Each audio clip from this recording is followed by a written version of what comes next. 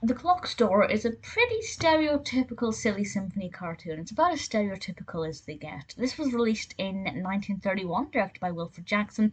And if you've never seen a silly symphony cartoon before, watch this and you'll know exactly what to expect going forward. I think this is quite sweet. It's relatively entertaining. The animation is a lot of fun.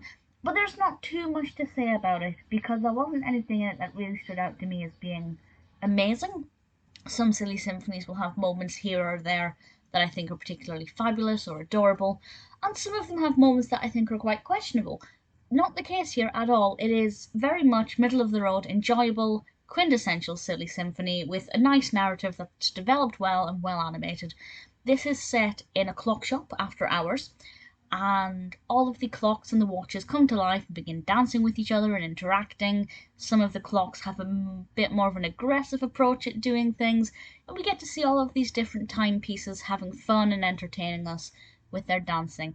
The music is quite nice for this. The animation, as I said, is quite pleasing. There is quite a wide variety of clocks and timepieces in this. It's not just all kind of the same design. So I think they put a lot of effort into coming up with these different clocks. Some of them are casual, like alarm clocks. Some of them are more pendulum clocks and watches and things. So there's definitely a lot going on and a lot to look at and a lot to enjoy. It's not by any means unique. There are so many cartoons at this time from Disney and from other people where it's set in a shop and the items in that shop come to life. So the concept is definitely not unique, but I thought the execution of the narrative worked very well. The animation style was quite pleasing. I wouldn't change anything about it. It's not going to ever be my favourite silly symphony, but at the same time, I couldn't really find fault with it. I thought it was pretty sweet.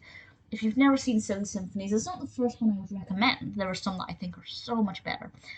But at the same time, if you've never seen Silly Symphonies and want to get a good feel of the average kind of silly symphony, this is definitely one to go with.